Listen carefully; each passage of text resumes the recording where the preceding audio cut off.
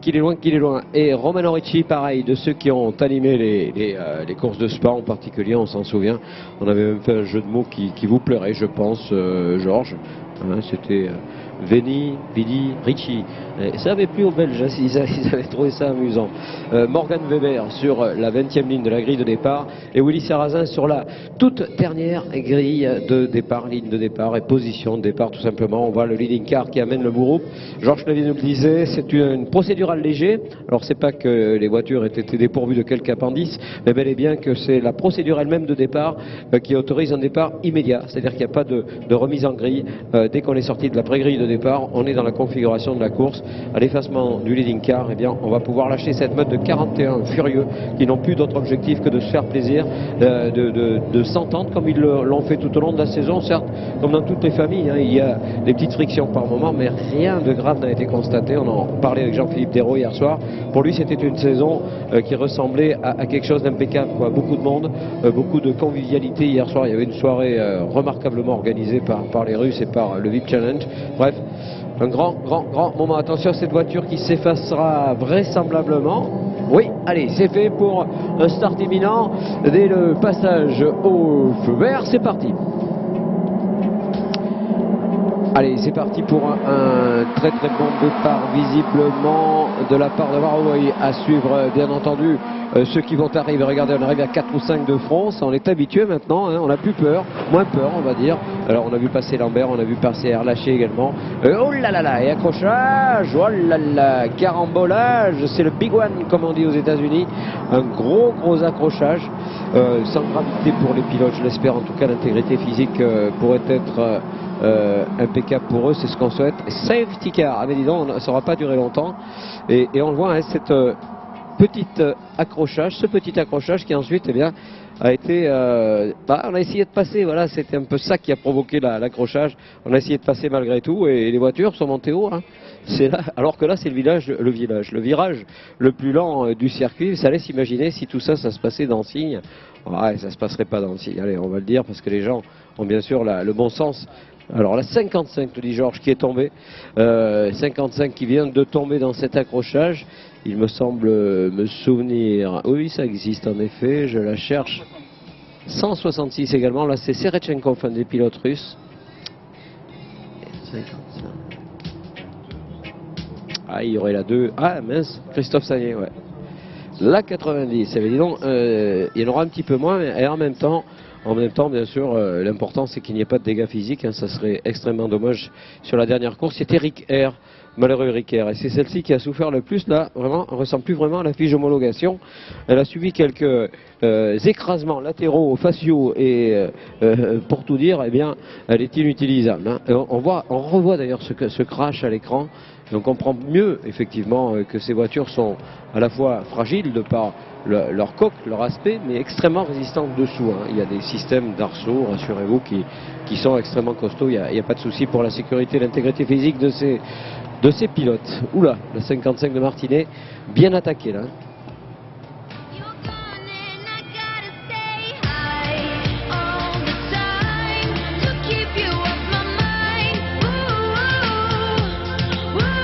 Ouais, c'est Franck Perry qui est tombé. Je le cherchais plus loin. En fait, il fallait le trouver sur la première ligne de la grille de départ. Pardon pour Franck, car vraiment, on est très déçus pour un de ceux qui a été très brillant en début de saison en particulier. Franck Perry qui a connu les bonheurs de la monoplace également, qui a déjà un parcours tout à fait excellent dans le sport automobile. Et là, malheureusement, ce final pour lui sera tout simplement oublié. Difficile de faire moins de chemin sur l'espace d'une course. Hein. Une petite ligne droite, l'accrochage sur ce droit de la pinette qui il est vrai très difficile. Et puis ensuite, il va falloir repartir. Alors un coup de chapeau, tiens, on en profite pour saluer tous les gens, tout le personnel d'intervention du circuit Paul Ricard qui sont exceptionnels d'efficacité.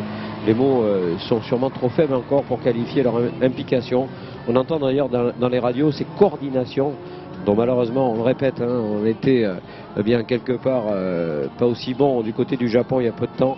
Et bien là, ça marche très bien. On va intervenir bien sûr sous régime de safety car pour dégager ces voitures de manière à ce qu'aucun véhicule de levage ne soit sur la piste. Et je crois apercevoir la 64. Ah là là là là, la 64 qui est dans le crash. Ah là là, beaucoup de voitures qui sont tombées donc dans ce crash. La 6 également, me dit Georges. C'est Johan Schmitter qui serait tombé, la 55. Ça, c'était celui qui partait en première ligne de la grille. Quel dommage, et puis elle a bien souffert. Hein. Le train avant est plutôt bizarre, là, puisque la roue avant droite ne tourne plus.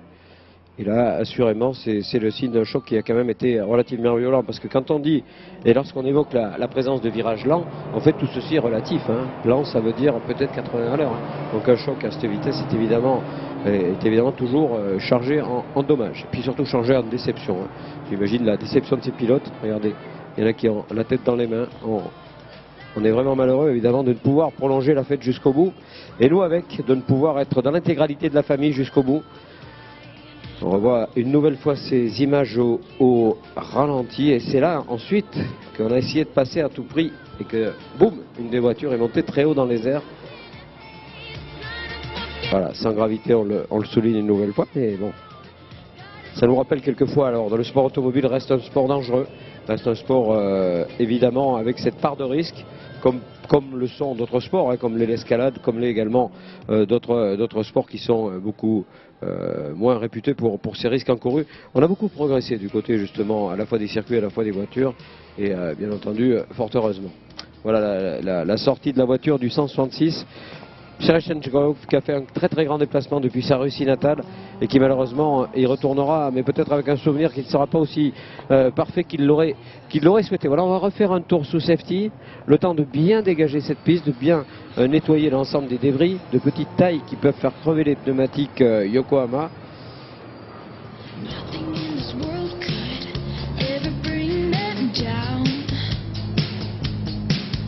Alors évidemment, il va falloir compter avec ceux qui sont restés sur la piste plus qu'avec ceux qui en sont tombés.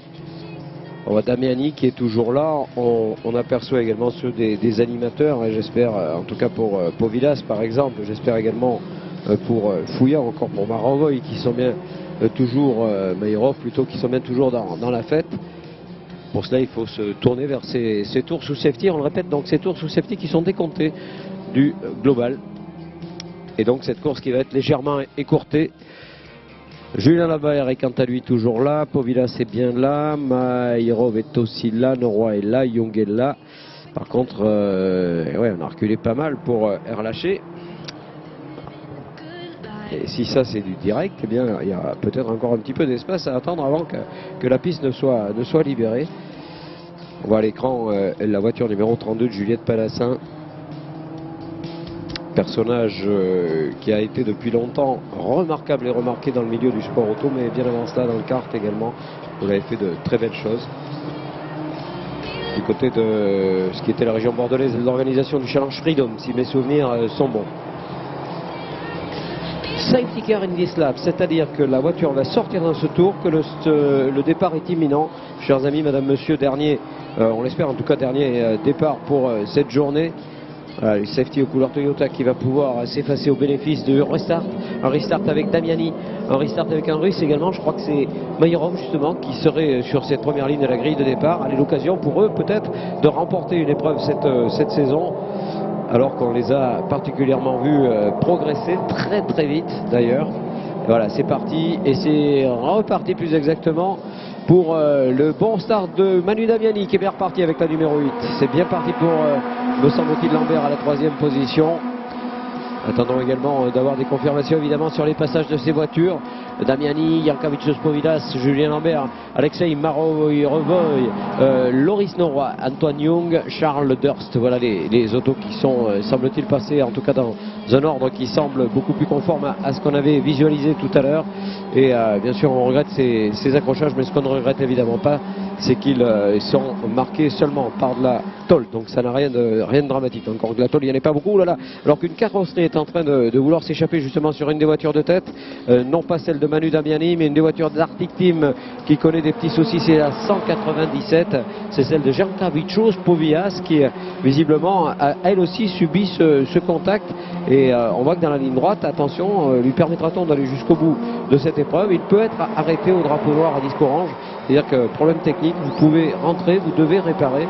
et vous pouvez éventuellement repartir, mais ça complique évidemment sur une course qui va compter 9 tours seulement, considérablement les choses, et c'est lui qui fait la bonne OP là je pense au niveau des points.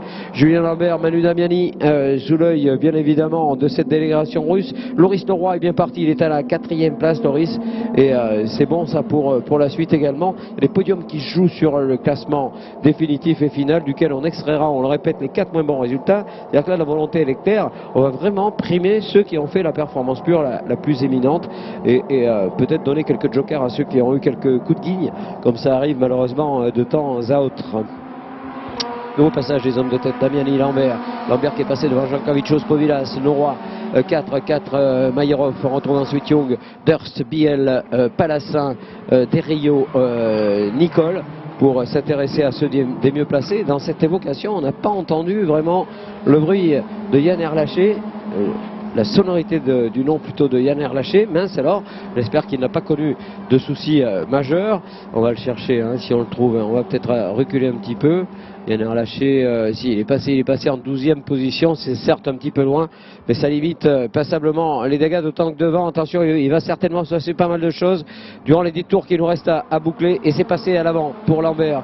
Lambert, il va essayer de s'échapper maintenant pour ne plus être rejoint peut-être.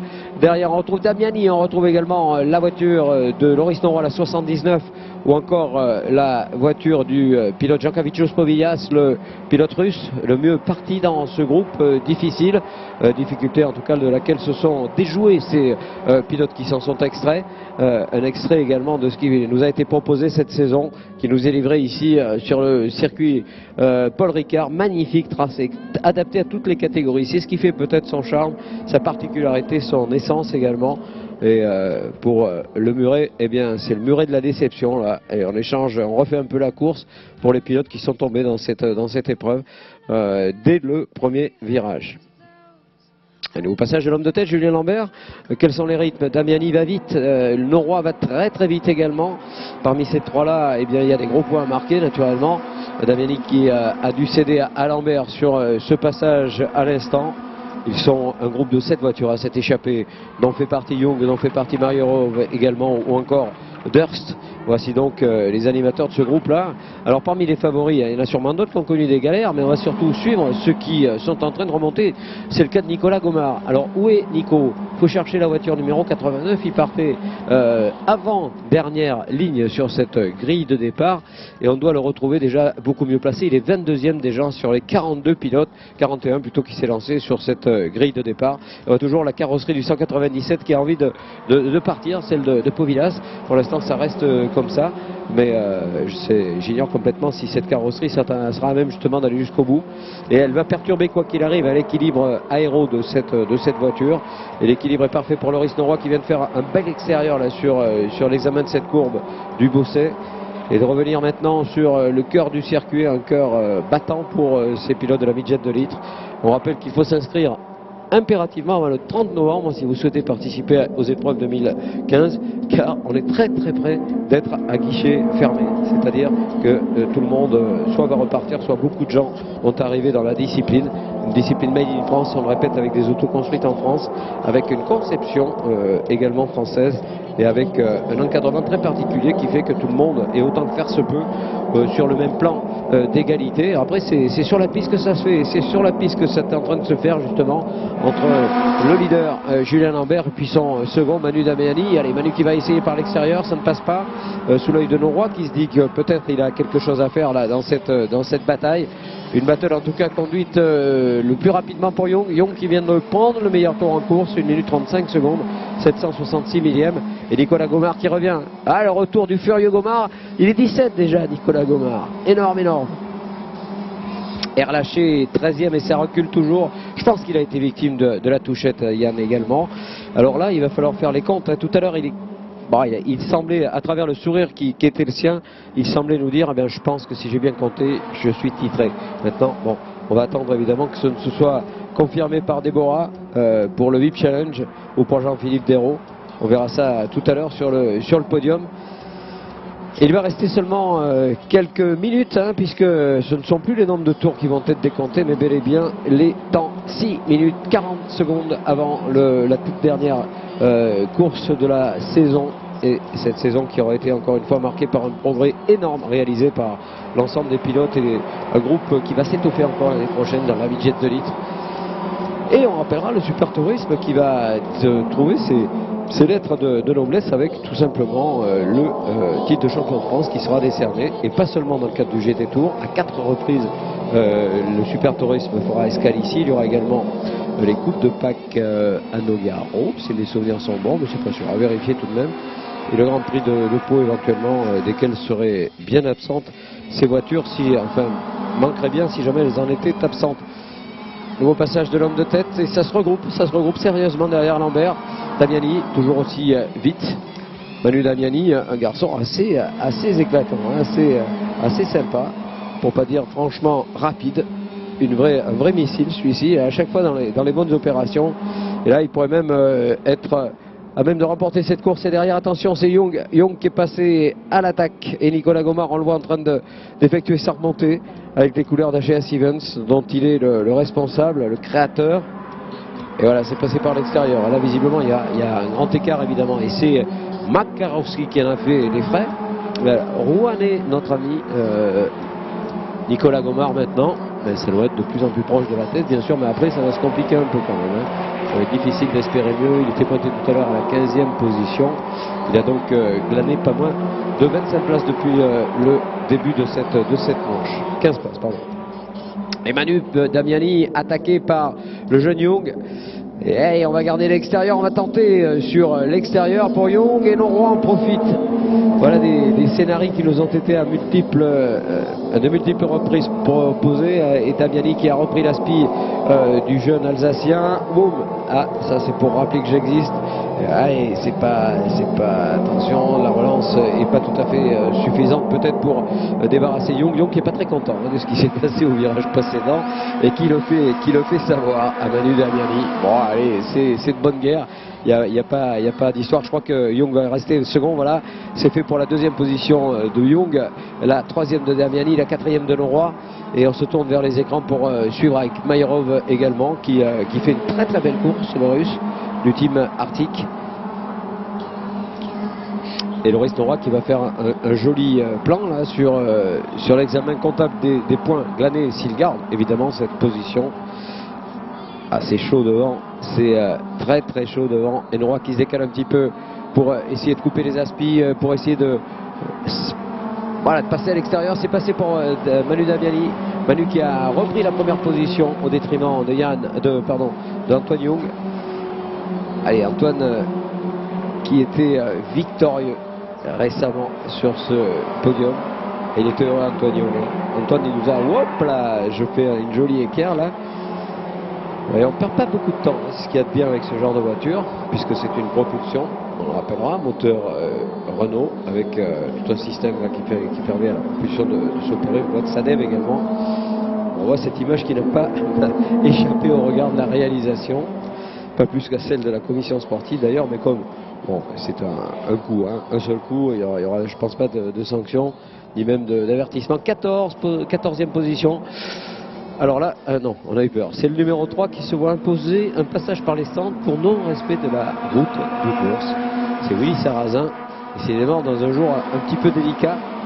Et passage de la tête de course avec un Julien Lambert qui est en train de s'échapper. Et Julien Lambert qui s'en va. Lambert qui va marquer ces gros points-là. Alors que c'est Nicolas Gomard qui s'empare du meilleur tour en course. Nicolas, 1 minute 35 secondes, 143 km/h de moyenne sur un tour. Oui, Nicolas, il est 13e, assez furieux. Parce qu'il est quand même revenu dans la roue d'Arlaché, qui est leader de ce championnat. C'est quand même assez dingue ce qu'est en train de faire Nicolas Gomard. Nicolas qui nous disait, ouais, mais moi, comme j'ai abandonné plein de fois cette saison, je ne peux pas me battre pour le titre. Mais croyez bien que c'est parti, remise. Alors qu'on voit cette erreur de la 31, là, accélération un petit peu trop hardie, et puis c'est un 180, puis la voiture va pouvoir repartir sans trop de difficultés. Voilà, Noroy qui a une trajectoire très très particulière au bossé, très extérieure. Ça lui permet évidemment ensuite de plonger un petit peu plus tôt à la corde et d'avoir un petit peu plus de vitesse sur le gauche suivant, qui lui permet de recoller à ce paquet conduit par Antoine Young, et dans lequel évolue également Manu Damiani. C'est la voiture numéro 8 pour les toutes premières positions de cette dernière course de la saison. Il nous reste 1 minute 30 seulement. Ah, ça va être vite là, ça va être vite fait. Il va falloir que ce soit bien fait pour notre ami leader aux couleurs BM92, c'est-à-dire Julien Lambert, très insistant dans sa volonté évidemment de défendre ses chances jusqu'au bout. Il va falloir être comptable là et ça va pas être évident.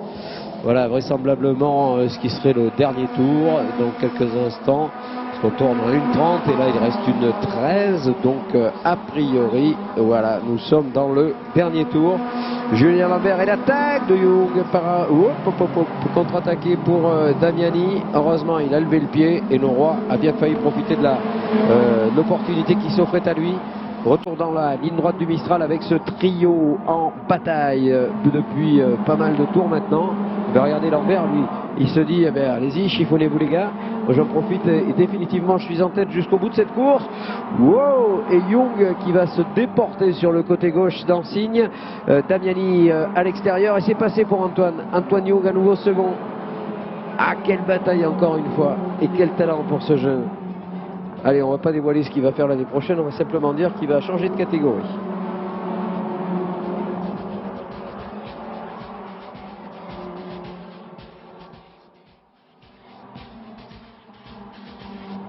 Et oui, parce que les choix, lorsqu'on a cet âge et 18 ans, s'opèrent soit sur rester dans ce type de voiture ou soit partir vers la monoplace. Oh, mais chaque choix est respectable et respecté naturellement. Et le sien sera sans doute le bon. Voilà Julien Lambert qui s'achemine vers ses derniers virages. Julien qui va pouvoir savourer cette victoire, comptabiliser ses points. Il est 3e au classement provisoire, Julien Lambert, avant d'arriver ici sur cette épreuve.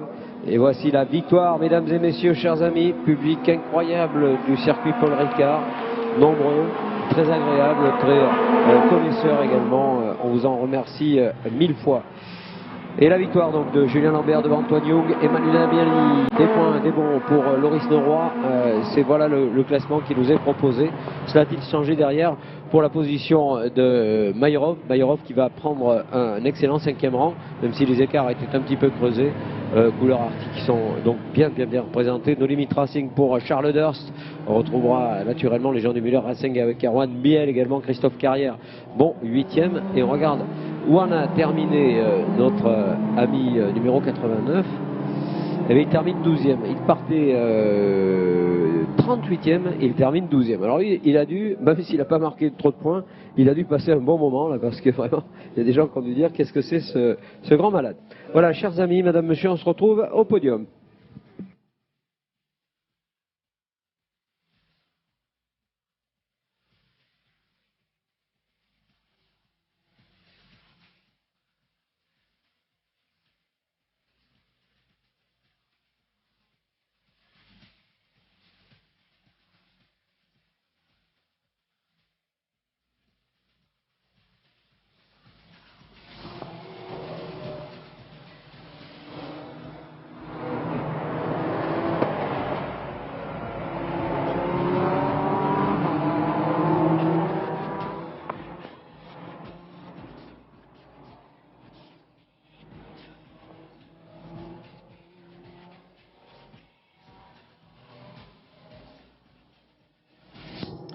Voilà, en attendant que Jacques se rende sur le podium pour la dernière course de cette journée, rappelons que nous allons effectuer à 17h un tirage au sort en présence de Philippe Streff, puisque nous avons décidé de faire offrir notamment des stages de pilotage sur Prost ou sur Arose. C'était dans le cadre d'une exposition très particulière dans le box 11, puisque des Formule 1 exposées sont été dans les dernières productions d'AGS Single Seater Factory, le département de restauration et de maintenance des monoplaces anciennes de l'ex-team de F1, aux côtés de la JH23B de 1989, pilotée justement par Philippe Streff, mais aussi par Joachim Winterlock et Gabriele Tarquini et Yannick Dalmas. La manufacture varoise a présenté la JH 25, qui a été 8e au Grand Prix de Phoenix en 1991, que Gabriele Tarquini avait retrouvé avec beaucoup d'émotion à sa sortie des ateliers il y a de cela quelques mois. Alors en plus de cette exposition AGS Formule 1, vous fait gagner aux visiteurs, à vous-même, des stages, 2 stages de pilotage Sensation F1 sur Prost ou Arose, d'une valeur quand même de 2180 €. Et puis après 2 séances au volant d'une Formule 3, eh bien les gagnants pourront s'essayer au pilotage d'une F1 pendant 3 jours sur le circuit du Luc. C'est un vrai cadeau de Noël avant l'heure. Les bulletins de participation vous ont été distribués aux visiteurs lors de votre arrivée. Et puis elles sont aussi disponibles dans le stand numéro 11, sauf que maintenant le vote, ou du moins le dépôt est terminé, puisque c'était maximum à 16 h. Le tirage au sort aura lieu dans quelques minutes à 17 h en présence de Philippe Stress. Voilà, vous avez tous les renseignements. Pour le reste, eh bien, nous attendons les gagnants, les participants, notamment sur cette véritable opportunité de cette course de midget 2 litres, avec dans quelques instants donc le podium. Hein? C'est 3.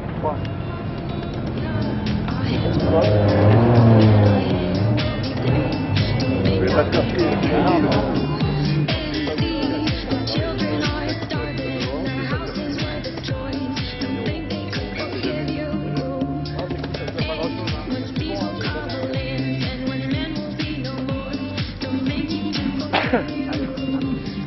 Ouais. Salut, ça va? Et bravo pour cette dernière course du week-end. Félicitations à Julien Lambert qui remporte cette course de midget. Il a le sourire, c'est normal, hein? Ouais, ça fait plaisir, c'était la dernière. Je crois que j'ai perdu le titre en même temps, donc ça fera deuxième. Mais bon, les mecs ont fait un super boulot, Ronald, tous mes mécanos. Non, c'était une super saison. On a eu, il manquait un tout petit peu de chance pour pouvoir arracher le titre, mais non, c'était super. Puis j'espère que ça continuera comme ça, mais c'est bien pour finir. Une bonne course pour finir. C'est vrai que ça s'est joué jusqu'au bout et ça a été une course très mouvementée, hein? Ouais, ça a été assez compliqué. Le départ, je crois que ça s'est pas mal accroché derrière, mais bon, c'est toujours pareil la dernière course. Tout le monde est bien excité, mais bon. C'est comme ça, je suis content. Je suis content d'avoir gagné, je suis triste de faire deuxième, même ça a été une belle bataille toute la saison. Voilà.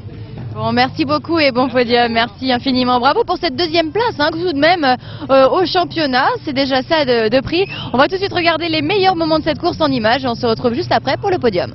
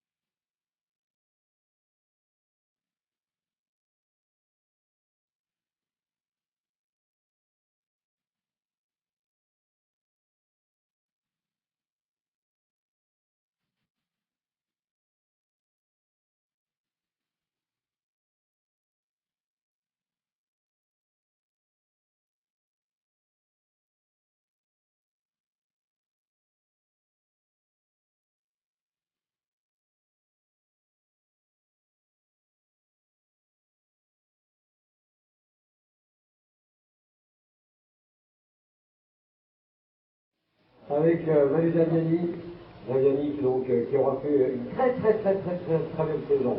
Une très belle saison également pour Antoine Young. Allez, on connaît, mais on va pas le dire. Qu'est-ce qu'il va faire l'année prochaine? Ça va ressembler aux voitures qui sont celles qu'il a pilotées cette année, sauf qu'il y aura un peu plus de watts.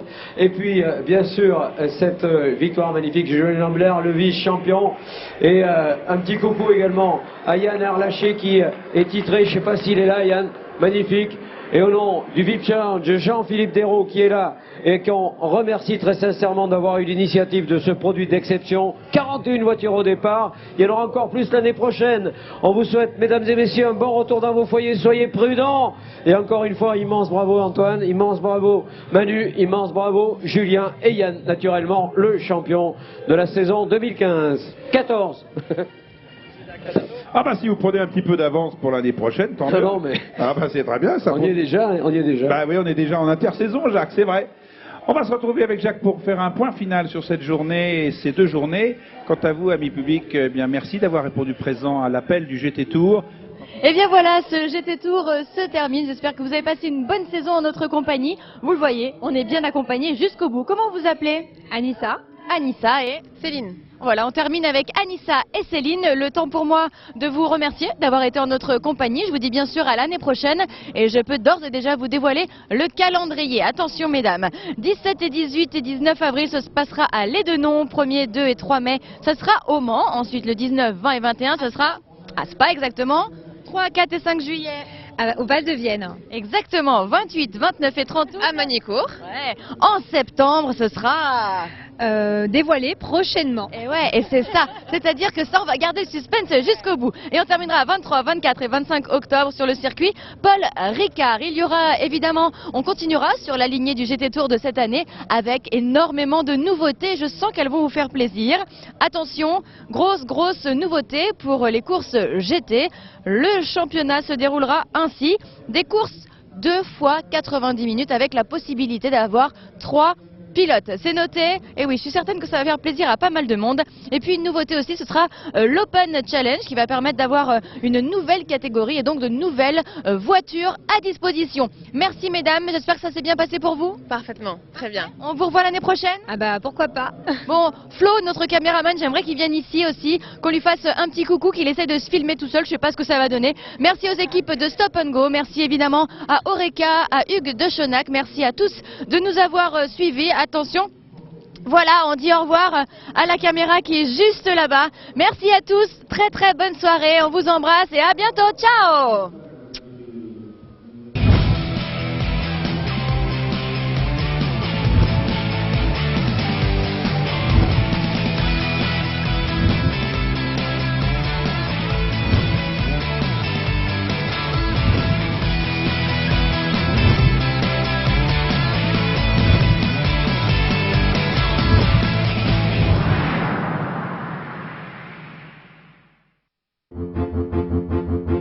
La Matmut vous a présenté le GT Tour.